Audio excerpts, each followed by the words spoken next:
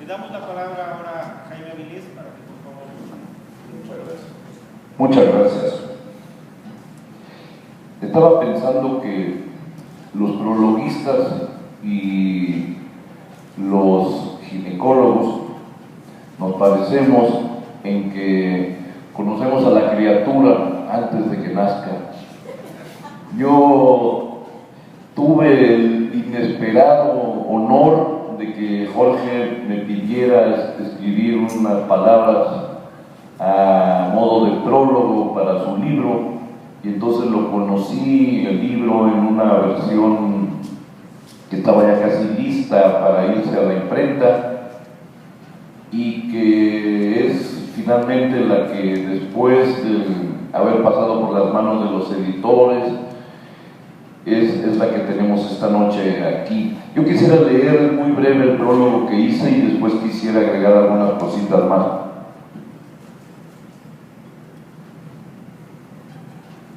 Casi tengo la certeza de que esto que escribí en diciembre, enero, ¿no?, de alguna manera se conecta con lo que acaba de decir el compañero Mellado y forma parte de la misma reflexión que estamos compartiendo. Dice así: toda catástrofe es una metáfora. ¿Y qué es una metáfora sino una comparación poética que nos permite comprender los elementos simbólicos de un acontecimiento? Las metáforas relacionadas con catástrofes naturales, la erupción de un volcán, la caída de un meteorito, un terremoto devastador, etc., por lo general aluden a los dioses, a las fuerzas telúricas que escapan al control de los humanos. Por lo contrario, las catástrofes que aparecen como consecuencia directa del descuido, la irresponsabilidad, la ineptitud o la corrupción de las autoridades generan metáforas relacionadas con el cuerpo humano y por extensión con el cuerpo social. La tragedia producida por las explosiones del 22 de abril de 1992 en Guadalajara es sin duda una terrible metáfora de la gran catástrofe que ha destruido a México desde que una década antes, en diciembre de 1982, Carlos Salinas de Gortari llegó al poder, primero como titiritero de Miguel de la Madrid, luego como usurpador de la presidencia de la República, después como dictador invisible pero inmutable y autor de las decisiones más dañinas de los titulares del Poder Ejecutivo, Ernesto Zedillo, Vicente Fox y Felipe del Sagrado Corazón de Jesús Calderón Hinojosa, que lo sucedieron de 1994 a la fecha. Toda la podredumbre emanada del autoritarismo, las relaciones oscuras entre los poderes formales y las organizaciones criminales, el tráfico de influencias practicado en las altas esferas y en las covachas de la burocracia son la representación simbólica de los materiales explosivos que durante años se acumularon bajo las calles de Guadalajara sin alterar la normalidad aparente, pero se pusieron de manifiesto con furiosa violencia. Destruyeron el asfalto, las aceras, los vidrios, las puertas, los muros, los muebles, la ropa, los alimentos, las medicinas, los libros, los juguetes, los cuadros, los recuerdos y las personas que se encontraban en el interior de las viviendas que sucumbieron a los estallidos. Jorge Gómez Naredo, reportero y escritor, con sobradas dotes para ejercer ambos oficios, reconstruye y examina la tragedia del 22 de abril de 1992 con una suerte de calidoscopio que le permite mirarla desde distintos ángulos y en distintas épocas, en tanto nosotros, sus lectores, vemos los hechos con los ojos de las víctimas y de los sobrevivientes que entrevistó para transmitirnos sus testimonios y sus recuerdos, pero también para incitarnos a bucear en la memoria en blanco, vacía, de quienes nacieron después y poco o nada saben de lo que sucedió hace apenas 20 años. Salinas, o para decirlo con más precisión, la dictadura salinista que aflige a México desde hace 3 décadas, desgarró el contrato social que le dio estructura y proyecto a nuestro país de 1917 a 1982. El desmantelamiento del Estado que expresaba y garantizaba la vigencia de ese pacto social es la causa del caos sangriento que en la actualidad nos asfixia. El tema que Jorge Gómez Naredo estudió y documentó para contarlo con un lenguaje directo y sencillo es una metáfora de la catástrofe en que estamos hundidos, pero puede ser también un augurio de nuevas explosiones que todavía no se vislumbran, pero ya se presienten. El 22 de abril de 1992, Con 1000 heridas llegó, es un libro que vino para quedarse. Esto es el prólogo. Y a esto quisiera yo agregar lo siguiente. Este cuerpo social, que es la sociedad en la que vivimos, recibió una violenta alteración en su sistema reproductivo a partir de 1982, cuando un grupo ajeno a la historia del país se apoderó del poder y de las instituciones e inició una de las etapas más oscuras y dolorosas que hemos vivido y seguimos viviendo. Sin embargo, como en todo proceso orgánico, todo por servir se acaba, y tengo la certidumbre de que este grupo ya no puede seguir reproduciéndose en el poder por razones biológicas, fisiológicas,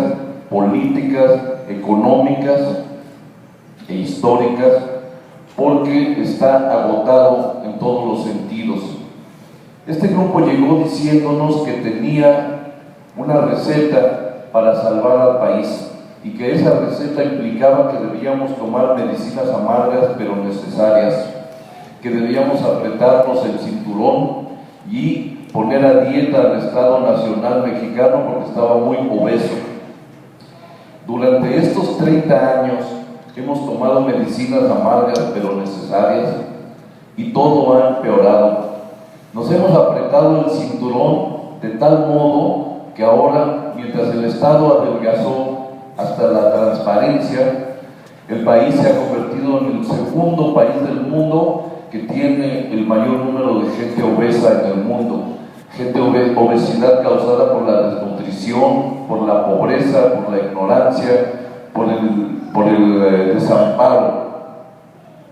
y por el efecto maligno de la televisión sobre los niños y los adultos que, no teniendo ninguna otra cosa que hacer, se ven obligados a estar sentados frente a la caja idiota, sin hacer nada, sin pensar, sin leer y comiendo cosas,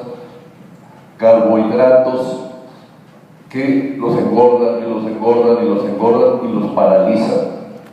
Este grupo, después de 30 años, con el país ensangrentado, con más de 150,000 asesinatos violentos durante el sexenio de Felipe Calderón del Sagrado Corazón de Jesús,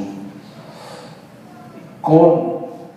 regiones del territorio nacional en donde ya no hay, la autoridad ya no es capaz de garantizar la seguridad de los habitantes, con la economía destrozada, con 15 nuevos millones de pobres solamente en este sexenio, ya no pueden seguir diciendo que vamos por el camino correcto y que tenemos que seguir haciendo sacrificios para salir adelante.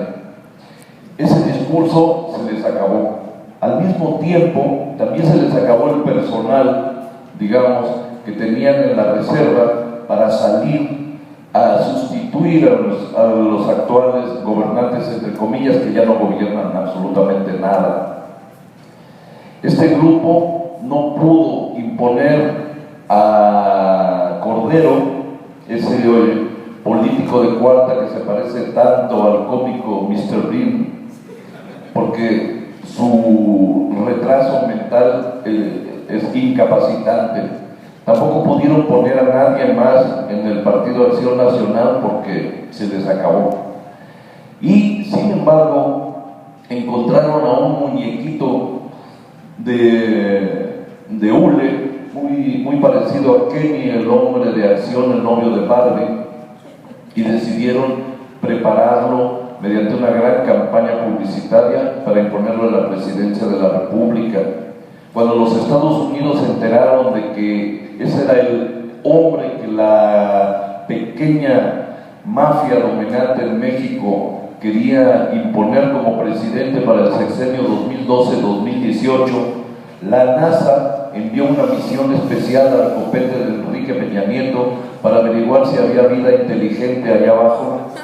y descubrió que no había. Entonces dijeron, es el hombre ideal, es perfecto, es precioso, es estúpido y es perverso. Y entonces lo lanzaron a esta campaña. Pero la sociedad mexicana se ha encontrado con un fenómeno,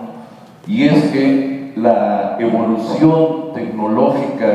ha ido a la par del desarrollo de la conciencia social, y actualmente estamos viviendo en el país el principio de una revolución protagonizada por los jóvenes, o de una rebelión todavía, no hablemos de revolución, protagonizada por los jóvenes, que han descubierto que tienen una herramienta para acabar con la dictadura de la televisión, y esa herramienta son los teléfonos inteligentes. Los teléfonos inteligentes que se están revelando en todo el país para acabar con el dominio de las cajas idiotas. Esta es, digamos, la coyuntura en la que esta noche se presenta el libro de Jorge Gómez Narero, del cual yo quiero decir que con 35 años en este oficio, considero que por su formación académica, por su capacidad de reflexión crítica, por sus dotes como observador de la realidad cotidiana y por su talento como escritor, creo, sin temor a equivocarme, que es una de las grandes promesas del periodismo mexicano, y que este libro, cuando ustedes lo lean, se van a dar cuenta por qué lo digo, porque la mejor literatura que se hace, y yo por desgracia no alcanzo esa capacidad, es la que se hace cuando se escribe platicando, porque así escribió Juan Rulfo, así escribió James Joyce, así han escrito los grandes, y así está escrito el libro de Jorge Gómez Narero, que no tiene pretensiones formales, no busca sustituir una palabra por otra, no busca